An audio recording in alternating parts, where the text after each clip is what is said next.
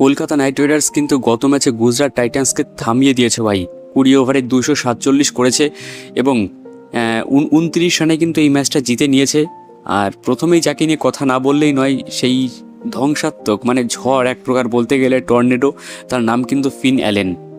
বর্তমানে তুমি মানো আর না মানো, IPL 2025-এর সব থেকে যদি ডেঞ্জারাস কোনো ওপেনার হয়ে থাকে সেটা কিন্তু ফিন অ্যালেন।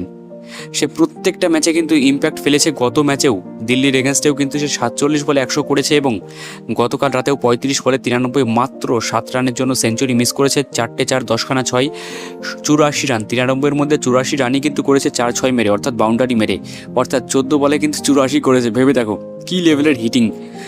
অন্যদিকে ক্যামেরন গ্রিন 28 বলে 52, অঙ্কৃশ রঘুবংশী 44 বলে 82। তো ক্যামেরন গ্রিনকে যতই ধন্যবাদ দিক কেকেআর ফ্যানরা ততই কম হবে, কারণ ক্যামেরন গ্রিন কিন্তু প্রত্যেক দিন কেকেআরের হয়ে তার অবদান রাখছে, ফিল্ডিং হোক, ব্যাটিং হোক, বোলিং হোক, সব কিছুতে।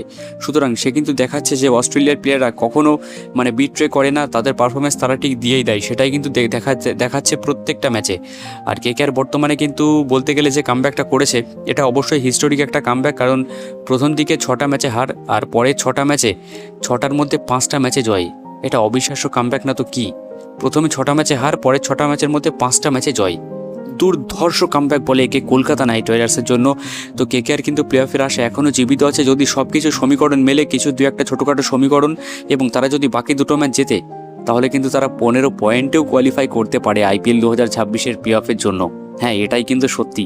তো যাই হোক, কেকেআর ফ্যানরা অবশ্যই কমেন্ট করে জানাও যে গতকালকের ম্যাচটা তোমাদের কেমন লাগলো, এবং ফিন অ্যালেনের সম্পর্কে তোমরা প্রত্যেকে অবশ্যই কিছু না কিছু কমেন্টে জানিয়ে দাও তোমাদের ফিন অ্যালেনের ইনিংসটা তোমাদের কেমন লাগলো।